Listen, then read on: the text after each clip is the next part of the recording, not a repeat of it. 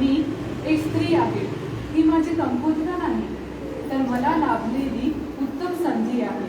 मी एक स्त्री आहे, ही माझी कमकुवतता नाही, तर मला लाभलेली एक संधी आहे. मी एक आई आहे, हे माझी चिंता नाही, तर मला भेटलेल्या वात्सल्याचा आनंद आहे. मी एक मुलगी आहे, हा कुळाचा शेवट नाही. मी एक मुलगी आहे, हा कुळाचा शेवट नाही, तर मला भेटलेल्या 2 कुटुंबातला सुंदर दुवा आहे. मी एक बहीण आहे, ही नकोशी वाटणारी जबाबदारी नाही. मी एक बहीण आहे, ही नकोशी वाटणारी जबाबदारी नाही, तर मला मिळालेल्या बंधुप्रेमाचे प्रतीक आहे. तुम्हा सर्वांमध्ये मी एक साधी स्त्री आहे. तुम्हा सर्वांमध्ये मी एक साधी स्त्री आहे, पण माझ्या मते मी घर आणि काम हे दोन्ही सांभाळणारे उत्कृष्ट कौशल्य आहे. दूर करा हा तुमचा गैरसमज की मी कमकुवत आहे. दूर करा हा तुमचा गैरसमज की मी कमकुवत आहे. दूर करा ही विचारांची दरी. दूर करा ही विचारांची दरी, कारण मी आता घेतली आहे उंच भरारी. कारण मी आता घेतली आहे उंच भरारी. अशीच एक उंच उंच भरारी घेणारे व्यक्तिमत्व, तसेच शून्यातून आपले विश्व निर्माण करणारी आपल्या सर्वांची लाडकी गायिका म्हणजे लता मंगेशकर. आज मी लता मंगेशकरजींबद्दल थोडंसं बोलण्याचा प्रयत्न करेन. खरं तर हा प्रयत्न म्हणजे सूर्यासमोर काजव्याने आपले तेज दाखवणं असाच होईल.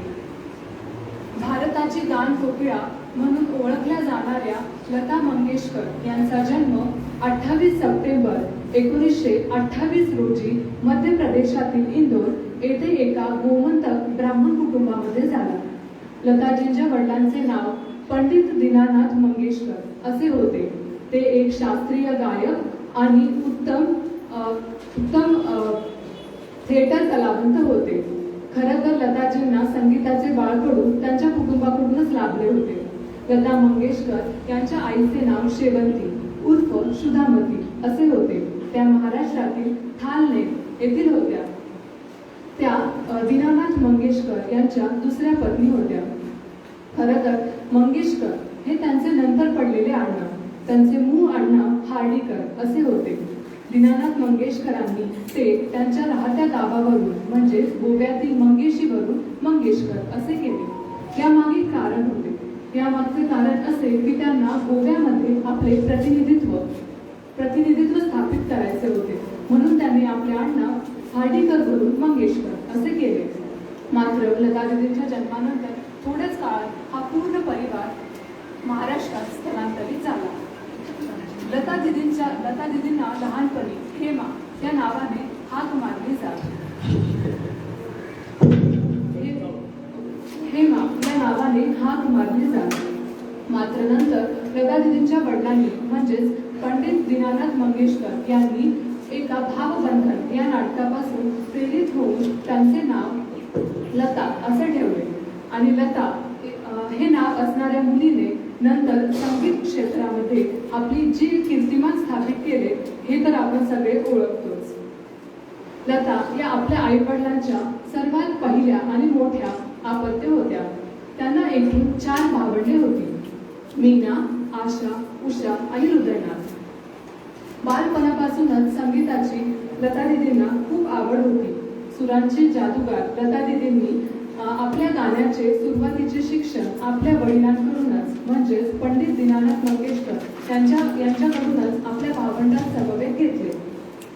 आपल्या कित्येकांना हे माहिती नसेल की अवघ्या वयाच्या 5व्या वर्षी लतादीदींनी आपल्या वडिलांच्या काव्य नाटकांमध्ये अभिनय केला. लता ही संगीत क्षेत्रातील एक अद्भुत चमत्कार आहे, त्याची जाणीव त्यांच्या वडिलांना तिच्या लहानपणीच झाली होती. वयाच्या अवघ्या 9व्या वर्षी लतादीदींनी सुरांची मैफिल रंगवली होती. त्यानंतर स्वर सम्राज्ञीने शास्त्रीय संगीताची मैफिल सजवली तर खरी, पण लहानपणापासून संगीतात आवड असल्याने लतादीदींनी शास्त्रीय संगीताचे शिक्षण देखील घेण्यास सुरुवात केली. त्यांनी शिक्षण उस्ताद अमनाथ अली खान, बडे गुलाम अली खान, पंडित तुलसीदास शर्मा व अमानत खान देवसले यांच्याकडून घेतले होते. त्यावेळी लताजी के.एल. सहगल यांच्या संगीताने फार प्रभावित होत्या. वडिलांच्या निधनानंतर मात्र त्यांच्यावर दुःखाचा अधिक डोंगर कोसळला.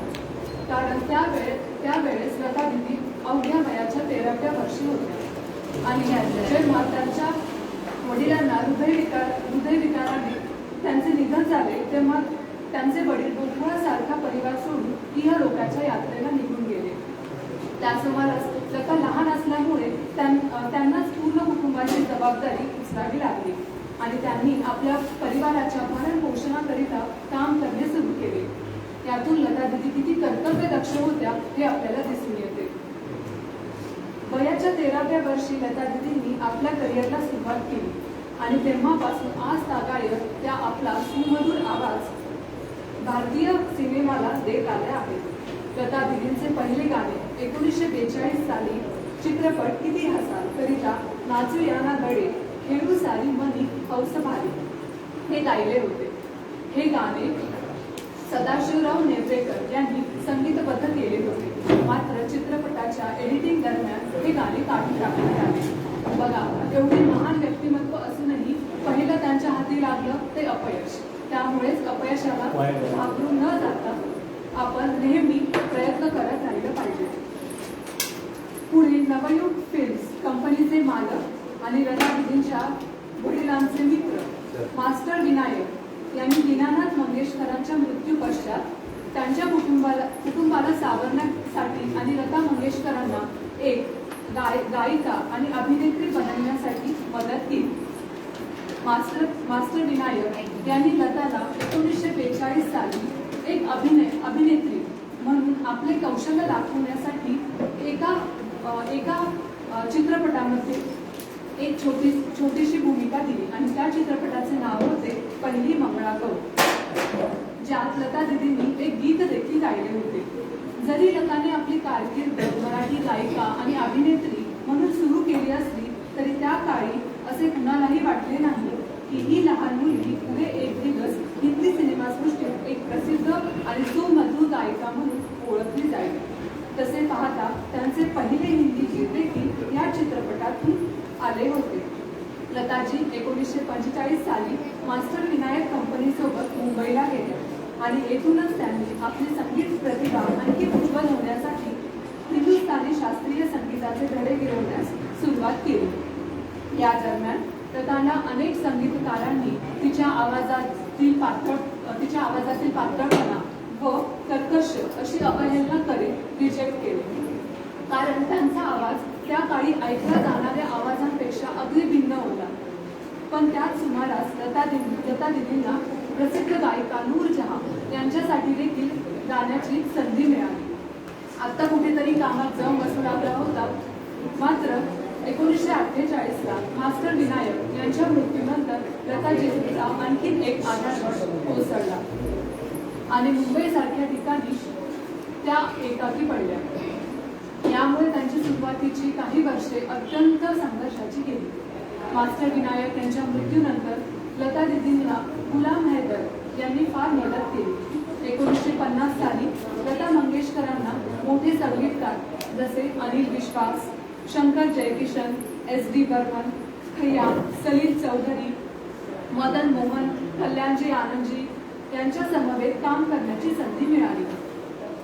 लताजींच्या जीवनातील टर्निंग पॉइंट म्हणून आपण ओळखू शकतो असा काळ म्हणजे ज्यावेळी सलील चौधरी यांनी संगीतबद्ध केलेल्या वधूवती या चित्रपटातील आजारी परदेश या सिनेमासाठी त्यांना सर्वोत्कृष्ट फिमेल प्लेबॅक सिंगरचा पहिला फिल्मफेअर अवॉर्ड मिळाला.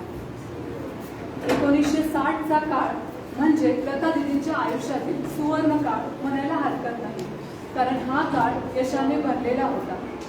या सुमारास त्यांनी प्यार किया तो डरना क्या, अजीब दास्तां है यासाठी अनेक सुपरहिट गाणी आपल्या इंडस्ट्रीला दिली.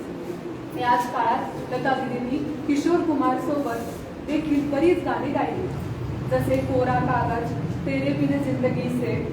लता दीदींची सगळीच गाणी एव्हरग्रीन आहेत असे म्हणायला हरकत नाही. लता दीदींनी प्रत्येक प्रकारची गाणी गायली, मग ती भजने असो, पाश्चात्य खेळीतली गाणी असो, मग किंवा सुगम संगीत असो, त्यांनी सर्वच गाणी तितक्याच आत्मीयतेने आणि सुंदर रीतीने गायली.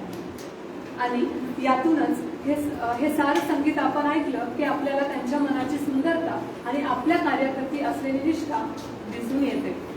मला इथे प्राचार्य तांबोरे सरांची एक कविता आवर्जून म्हणावीशी वाटते. ते लिहितात, आभे ऋणी फुलांना मी वेचले स्वरांना, आभे ऋणी फुलांना मी वेचले स्वरांना, आता स्वरात बघते मी गंध पेटताना. त्या 7 पावलांची नवदी मला असोशी, त्या 7 पावलांची नवदी मला असोशी, त्या 7 दैवतांनी मी ठेविले उशाशी. शालून शाल ल्याले सौभाग्य ना कपाळी, शालून शाल ल्याले सौभाग्य ना कपाळी, माझेच दुःख गाते होऊनिया कुपाळी.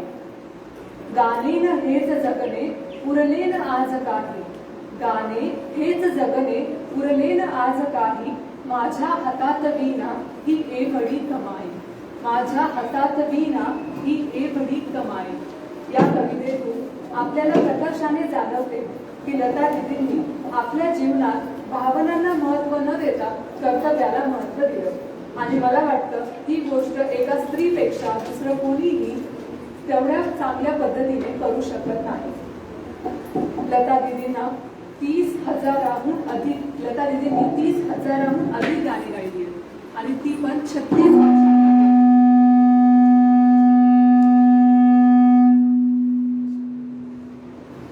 भाषांमध्ये.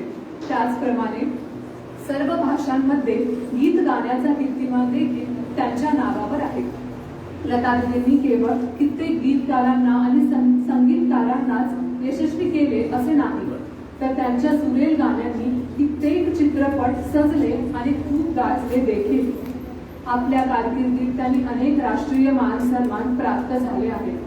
आणि या राष्ट्रीय मान सन्मानांची जर यादी कराल तर मला वाटतं की आपल्याला लक्षात ठेवणे कठीण जाईल, एवढे पुरस्कार त्यांना भेटले आहेत. पण काही पुरस्कारांची नोंद मी तर केली आहे. हा कागद खास मी त्याच्यासाठीच आणला आहे की लता दीदींचा एकही मुद्दा माझ्याकडून विसरून राहता कामा नये, कारण त्यांचं जे व्यक्तिमत्व आहे ते आपल्याला खूप काही शिकवून जातं. त्यामुळे या कागदाचा आसरा घेऊन मी आजचे भाषण करते आहे. अनेक राष्ट्रीय मानसन्मान प्राप्त झालेले आहेत आणि त्यामध्ये भारताचा सर्वोच्च मानणारा पद्मश्री आणि भारत रत्न याचा देखील समावेश आहे. Guinness book of world records तर्फे देखील त्यांचा विशेष सन्मान करण्यात आला आहे. 1989ला लता दीदींना दादासाहेब फाळके पुरस्कार देऊन त्यांचा यथोचित सन्मान देखील करण्यात आला. लता मंगेशकर यांना भारताच्या 60व्या स्वातंत्र्य दिनानिमित्त 2008 साली one time award for life time achievement साठी देखील गौरवित करण्यात आले. लता दीदींना गाण्यासोबतच क्रिकेट खेळाची फार आवड होती. लता दीदींचा आवडता क्रिकेट खेळाडू म्हणजे सचिन तेंडुलकर. लता दीदींना भारतरत्न लता मंगेशकरांना भारताच्या सर्वात लोकप्रिय आणि सन्माननीय महागायिका असे म्हणूनही ओळखले जाते. आपल्या आवाजाने लता दीदींनी 7 दशकाहून जास्त काळपर्यंत संगीत जगताला आपल्या सुरांनी सजविले आहे. भारताच्या या गानकोकिळेने अनेक भाषांमध्ये हजारो गाणी गायली आहेत. त्यांचा आवाज ऐकून कधी कुणाच्या डोळ्यात अश्रू आले तर कधी सीमेवर थांबणाऱ्या जवानाला हिंमत आली आहे. खरं तर लता दीदींनी आपले संपूर्ण आयुष्य आपल्या कुटुंबासाठी आणि आपल्या संगीतासाठी पूर्णपणे समर्पित केले आणि यामुळेच लता दीदींनी आपले जीवन अविवाहित राहून जगले. स्वर कोकिळा लता मंगेशकर भारताच्याच नाही तर अखिल विश्वातील सर्वात सुप्रसिद्ध आणि अनमोल अशा गायिका आहेत. हे म्हणणे देखील अतिशयोक्ती होणार नाही की जोवर चंद्र आणि सूर्य यांचे अस्तित्व या भूतलावर आहे तोवर मंगेशकरांच्या आवाजाचे गारूड प्रत्येक कानसेनावर कायम राहणार आहे. लताजींच्या आवाजावर संशोधन देखील करण्यात आले आहे आणि त्यांच्या सुमधुर आवाजाला उद्देशून अमेरिकेतील वैज्ञानिक म्हणतात की लता दीदींसारखा आवाज यापूर्वी तर नव्हताच आणि मला तर असे वाटते की यापुढेही असा आवाज येणं म्हणजे अशक्य गोष्ट असेल आणि याची शक्यता तर अगदी कमीत कमी. यावरून या व्यक्तिमत्वाची महत्ता आपल्या लक्षात येते. एका कार्यक्रमादरम्यान ज्यावेळी लता दीदींनी हे मेरे वतन के लोगों जरा आँख में भर लो पानी, जो शहीद हुए हैं उनकी जरा याद करो कुर्बानी. हे गाणं गायलं तेव्हा आपल्या भारताचे पहिले पंतप्रधान पंडित जवाहरलाल नेहरूंच्या डोळ्यात देखील अश्रू तरळले होते. अनेक चढउतारांचा सामना करत लताजींनी अनेक संघर्षांना आजवर सामोऱ्या गेल्या आहेत, परंतु त्यांनी कधी हार मानली नाही. आपल्या ध्येयाला प्राप्त करण्यासाठी पुढे जात राहिल्या आणि आज लताजी सगळ्यांकरिताच एक आदर्श आहेत. त्यांचे जीवन कित्येक लोकांकरता प्रेरणादायक आहे. लताजी एक लिजंड आहे आणि त्यांच्यावर प्रत्येक भारतीयाला गर्व आहे. एका मुलाखतीत त्यांना एका पत्रकाराने विचारले की लता दीदी, तुम्हाला जर पुनर्जन्म भेटला तर तुम्हाला काय बनायला आवडेल? त्यावर लताजींचे उत्तर ऐका. त्या म्हणतात, दुसरा जन्म मला मिळूच नाही, पण भगवंताने जर तो दिलाच तर भारतातच, महाराष्ट्रातच एका साध्या कुटुंबात द्यावा. त्या म्हणतात, लता मंगेशकरांना हे खूप आवड होतं, त्यात खूप संघर्ष होता. त्या नेहमी म्हणत, तुम्ही मला कितीही पुरस्कार दिले, माझा कितीही गौरव केला, तरी माझ्या मते संगीतामध्ये परिपूर्ण कोणीच होऊ शकत नाही. हा त्यांच्या मनाचा मोठेपणाच. हे त्यांचे मत ऐकून मनाने वाटते, दीदी तुम्ही सभ्यता आणि संस्कृतीची सुंदर रीत आहात. दीदी तुम्ही सभ्यता आणि संस्कृतीची सुंदर रीत आहात. ओठांनी दर युगात गावे असे पावन गीत आहात. ओठांनी दर युगात गावे असे पावन गीत आहात. त्यांच्या वडिलांच्या निधनाच्या वेळेस त्यांना योग्य उपचार मिळाले नाही, म्हणून त्यांनी आपल्या मनाशी खूण गाठ बांधली होती की गरीब व गरजू लोकांना वेळेवर उपचार भेटावे हे असे एक हॉस्पिटल असायलाच पाहिजे. आणि आज ते दीनानाथ मंगेशकर हॉस्पिटल या रूपात आपल्या सर्वांच्या समोर आहे. या हॉस्पिटलच नव्हे तर अशी अनेक समाजकार्य लता दीदींनी समाजासाठी अर्पित केली आहेत. भारतरत्न लता मंगेशकर यांचा ब्रीच कँडी हॉस्पिटलमध्ये वयाच्या 52व्या वर्षी 6 फेब्रुवारी 2022 रोजी सकाळी निधन झाले. लता मंगेशकर या विश्वातील एक अशा कलाकार आहेत, त्यांच्यासारखा पूर्वी झाला नाही आणि शक्यतोवर पुढे होणार देखील नाही. त्यांनी गायलेल्या गीताप्रमाणे मेरी आवाज की मेरी पहचान है, गर याद रहे तो, या गीताप्रमाणे इथून पुढे संगीताच्या रूपातच त्या आपल्या सगळ्यांसोबत असतील. व्याख्यानाचा शेवट करण्याआधी मी एक लिहिलेली वुमन एम्पॉवरमेंट म्हणजेच महिला सशक्तीकरण यावरील कविता इथे सादर करू इच्छिते. या कवितेचा उद्देश एवढाच की आपले विचारच आपले व्यक्तिमत्व ठरवतात. माझ्या कवितेचे शीर्षक असे, नया दौर नई पहचान. अपने बालों को तू सवार ले, हाथ ही तेरे काफी है. अपने बालों को तू सवार ले, हाथ ही तेरे काफी है. डर तेरा साथी और मुश्किलें तेरी दोस्त है. यूं झुका के ना चल ये काजल भरी आंखें, यूं झुका के ना चल ये काजल भरी आंखें. देखने दे सबको कितने खाए हैं तूने धोखे. ये चूड़ियों की खनखनाहट किसी को सुनाई नहीं दे रही है. ये चूड़ियों की खनखनाहट किसी को सुनाई नहीं दे रही है. ये चूड़ियां ही तेरी हाथों की बेड़ियां बनी है. ये प्यार भरा आंचल कहीं गुम सा गया है. ये प्यार भरा आंचल कहीं गुम सा गया है. न जाने क्यों ये आंचल ही फांसी का फंदा बना है. अब बहुत हुआ ये अन्याय, तेरा आत्मविश्वास ही जरूरी है. अब बहुत हुआ ये अन्याय, तेरा आत्मविश्वास ही जरूरी है. कपड़ों से नहीं खुद की काबिलियत से तेरी पहचान है. ये मान के चल तू खुद के हक के लिए लड़ना है तुझे. ये मान के चल तू खुद के हक के लिए लड़ना है तुझे. सबको बताना है कि कम ना समझे मुझे. तू काबिल है इतनी कि बसा सकती है अपना जहान. तू काबिल है इतनी कि बसा सकती है अपना जहान. बुलंदियों को छू ले जैसे शर्म से झुक जाए हर एक बुरा इंसान. बुलंदियों को छू ले ऐसे कि शर्म से झुक जाए हर एक बुरा इंसान. दिखा दे सबको तू जो हाथ रोटियां बना सकते हैं वो अपने आप के आत्मसम्मान के लिए उठ भी सकते हैं. अपनी नजर को तू ना झुका के ना उठा के चल. अपनी नजर को तू ना झुका के ना उठा के चल. बस आंख से आंख मिला के चल. खूबसूरती किसी के चेहरे से नहीं मन से होती है. खूबसूरती किसी के चेहरे से नहीं मन सी होती है, तेरे श्रृंगार से नहीं आंखों से सुंदरता झलकती है। अत्याचार सहकर यूं चुप रहना ही बना रहा है तुझे लाचार, अत्याचार सहकर यूं चुप रहना ही बना रहा है तुझे लाचार। ना मुंह मोड़ अपनी कला से सुना दे अपने पायलों की झनकार। लोगों का काम ही है सिर्फ बातें बनाना, लोगों का काम ही है सिर्फ बातें बनाना, मगर तुम्हें अपने विचारों को है बदलना। तू ही जानती है अपने सपनों की कीमत, तू ही जानती है अपने सपनों की कीमत। उनको हासिल करने के लिए की है तूने कितनी मेहनत, उनको हासिल करने के लिए की है तूने कितनी मेहनत। खुद के बलबूते पे बना ले अपना ओहदा, खुद के बलबूते पे बना ले अपना ओहदा। दूसरों के लिए ना कर तू अपनी खुशियों का सौदा। अपने हौसलों को तू समेट ले और हो जा तू तैयार, अपने हौसलों को समेट ले और हो जा तू तैयार। दिखा दे सबको जिन्होंने सिर्फ देखा है तेरा प्यार, दिखा दे सबको जिन्होंने सिर्फ देखा है तेरा प्यार। ढल जाएगा ये अंधेरा आएगा नया सवेरा, ढल जाएगा ये अंधेरा आएगा नया सवेरा। खुशियों से भर जाएगा तेरा रैन बसेरा। हर किसी का वक्त आता है वैसे आएगा तेरा, हर किसी का वक्त आता है वैसे आएगा तेरा। वक्त के साथ कोयला भी बन सकता है हीरा, वक्त के साथ कोयला भी बन सकता है हीरा। कवितेतील ओळींप्रमाणे आपणही स्वतःला हिरा बनवण्याचा प्रयत्न करूया। खरं तर मी कविता लिहिते, पण भाषणाचा हा माझा पहिलाच प्रयत्न। आशा करते की तुम्हा सर्वांना आवडला असेल। आयोजकांनी मला व्याख्यानाची संधी दिली, त्याचबरोबर माझ्या आईने मला खूप मदत केली व्याख्यानामध्ये, कारण माझ्या परीक्षा असल्यामुळे मी व्याख्यानाची तयारी करू शकत नव्हते।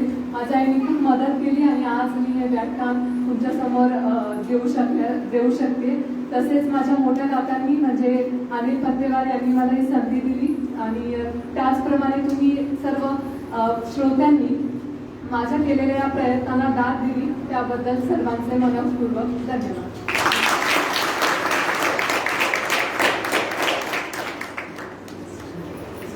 धन्यवाद श्रावणी। तसेच कार्यक्रमाचा पुढील टप्पा म्हणजे अध्यक्षीय समारोप। नाही परिसंवाद चर्चा, कुणाला शुभेच्छा अभिनंदन द्या।